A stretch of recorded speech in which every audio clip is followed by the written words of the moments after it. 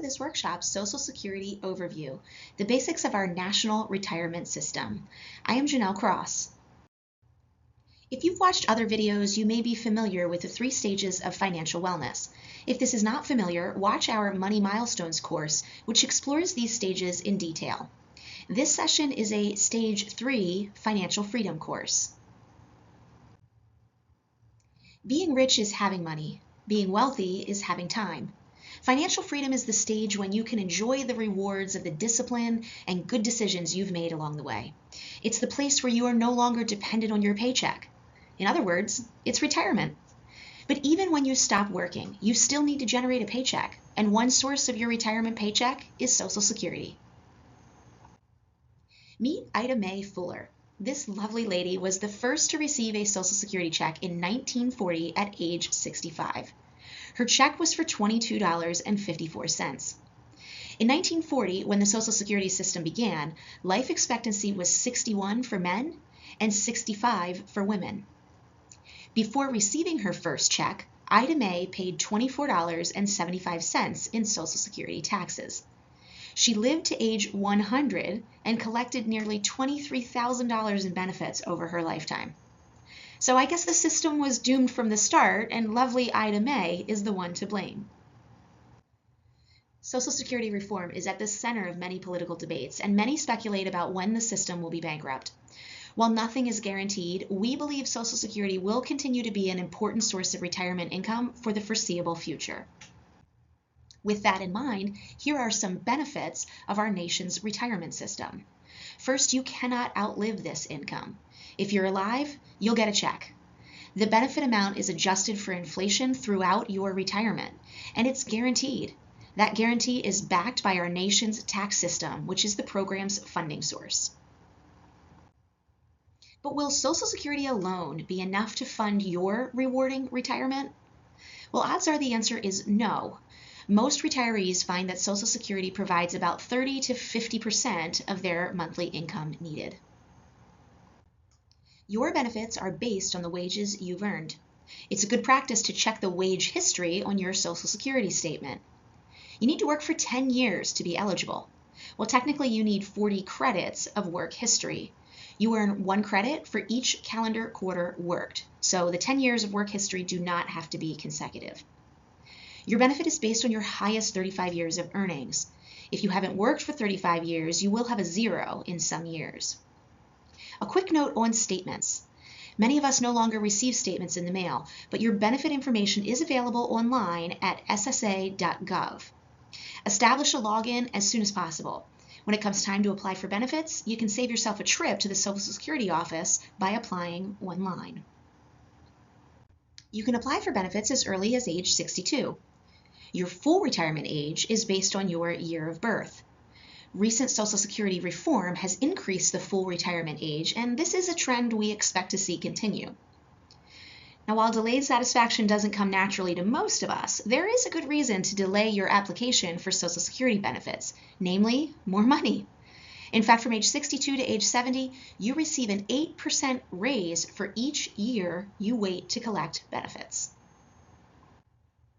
Given that nearly 70% of recipients are receiving reduced Social Security benefits, and that almost 1.8 million of those recipients are over age 90, it seems the significance of this 8% pay raise is underappreciated. In fact, those 8% raises mean that the difference between your paycheck at age 62 versus age 70 is over 75%.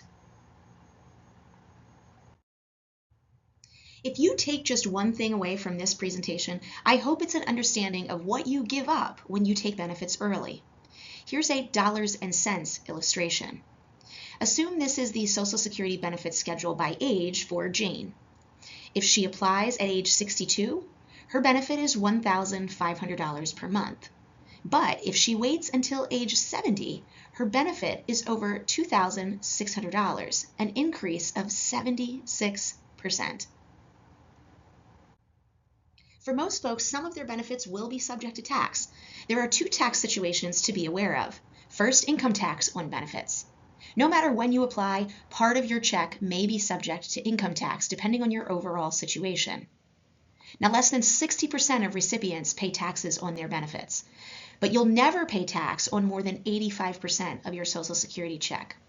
In fact, most folks pay tax on only half of their benefit amount. Income levels used to determine how much of your check is subject to tax change annually, so be sure to consult a tax advisor for specific information. The second tax situation applies to those who continue working after they start collecting benefits. Important note here, this situation applies to benefits received before full retirement age, which is another reason to consider waiting to collect. If you start benefits before full retirement age and earn more than the annual limit set by the IRS, you will experience a withholding of $1 of benefits for every $2 earned above the limit. In the year you reach full retirement age, the limit increases, and the withholding is $1 for every $3 earned over the limit. If you wait until full retirement age to apply, you can earn as much as you want without any withholding. Now, one note before we leave this topic, this is not a tax, it's a withholding. Any amount withheld will be considered in recalculating your benefit when you do reach full retirement age, resulting in a small pay raise. There are several different types of benefits, each with their own eligibility and benefit amount. Many folks are eligible for more than one type of benefit. This may create opportunities to plan strategically for collecting your benefits. Keep in mind, however, that you can only collect one benefit at a time. For example, if you have at least 10 years of employment history and are married, you're eligible for a worker's benefit and a spousal benefit, which I'll describe in just a minute. I'll also cover ex-spousal and widow's benefits. Let's discuss when you can apply, starting with individual taxpayers. Benefits are available if you've collected 40 credits or 10 years of work history. Your check is based on your highest 35 earning years. This is called your worker's benefit. You can apply as early as age 62 or as late as age 70. Your full retirement age is based on your date of birth. If you are married, you are eligible for a spousal benefit. To collect, the worker must first apply for their benefits. If the spouse applies at age 62, they'll receive a reduced amount. There is no benefit in waiting to apply for a spousal benefit beyond full retirement age, though, as there are no delayed retirement credits. Note, if you are married and also worked, you are eligible for both a spousal and worker benefit. If you apply before your spouse applies, you are only eligible to receive your worker's benefit. If your spouse then later applies, and your spousal benefit is higher than your own worker's benefit, your check will increase to the higher spousal amount. Now, we can easily get in the weeds here, but just remember, you will receive the highest amount that you are eligible for. If you are divorced at least 2 years and were married at least 10 years, you are eligible for an ex-spousal benefit. Now, this works just like the spousal benefit. You receive 50% of your ex-spouse's benefit. A few key things to note. First, you cannot remarry before age 60. Your ex-spouse does not need to apply for benefits before you can collect. Benefits are reduced if you apply before full retirement age, like other benefits, and there are no delayed retirement credits, so no need to wait longer than your full retirement age to apply. Also, it doesn't matter if your ex-spouse has remarried, and don't worry, your ex-spouse will not be notified in the event you apply. Another lesser-known benefit is the survivor's or widow's benefit. If you were married at the time of your spouse's death and had been married for at least 9 months, you are eligible. Now, an important distinction here, widow's benefits are available as early as age 60, albeit at a reduced amount. You are eligible for the full benefit accumulated by your deceased spouse when you reach your own full retirement age. And, like the other spousal and ex-spousal benefits, there are no increases beyond full retirement age. As you can see, there are a lot of moving parts in our nation's retirement system, which is why it's important to avoid an automatic take it as soon as I can decision. I'd like to spend our last few minutes emphasizing how important it is to analyze claiming strategies in order to make the most of this very valuable benefit. Let's consider John and Jane. John is 6 years older than Jane. He has a full retirement benefit of $2,291 and a life expectancy of 79 years. Jane has a full retirement age benefit of $2,024 and a life expectancy of 82 years. Now, even though they're married and they're both eligible for spousal benefits, we're going to keep it simple in this illustration and consider just their workers' benefit.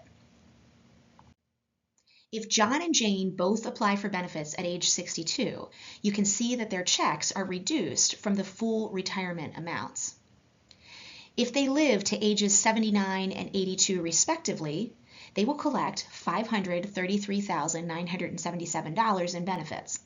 You can see this is a significant income over the couple's lifetime. Now let's say they meet with an advisor to analyze their options. The advisor suggests only Jane applies for benefits at age 62, so they get some money now, but says that John should wait until age 70 to collect. At age 70, John's benefit is $3,433 per month, significantly higher than his age 62 check. Over their lifetime, they will collect $597,000 in benefits, which is $64,000 more than they would have if they both applied as soon as they could. Now note, this assumes that John and Jane live to ages 79 and 82 respectively. If they live longer, the difference between this delayed strategy and the apply as soon as possible one is even bigger. But how long are you going to live? Well, that's the million-dollar question. Instead of trying to predict life expectancy, you might think about the needs of the last survivor. Since Jane is 6 years younger than John, and women commonly live longer than men, let's assume that John predeceases Jane. When a member of the couple passes away, the smaller of the two Social Security checks stops. In the apply as soon as possible scenario, Jane is left with a benefit of $1,612 for life. Had John waited to apply until age 70, however, Jane's widow benefit would be $3,433 per month. That's a significant difference in her monthly income. But are there situations where applying early is a good idea? Well, sure, there are. If a person has health problems that impact life expectancy, or perhaps a family history of shorter life expectancy. Also, in cases where folks lose their jobs close to retirement age, applying early for benefits just might be a necessity. But delayed benefits are likely more valuable for healthy folks with a family history of longevity. Also, if you have a younger spouse or plan to keep working. If you do not have long-term care insurance, delaying benefits might be important for a surviving spouse. Also, waiting for the maximum check is important for folks who have not saved and invested as much as they need. And finally, don't forget about the importance of widow's benefits, which can allow you to build up your workers' benefit. Congrats, you made it to the finish line. In summary, be sure you know your estimated benefits, which might require a visit to ssa.gov. This is not an automatic decision. Be sure to talk to an advisor to find a strategy that meets your needs. Contact the Social Security office if you think a special situation applies to you, and consider delaying your application if you plan to work in retirement. Be sure to understand how your benefits might be taxed. And finally, if you are a widow or know someone who is, make sure they talk to an advisor. On behalf of our team, thanks so much for joining me. If you have questions about this topic or something else, please reach out. We look forward to connecting with you.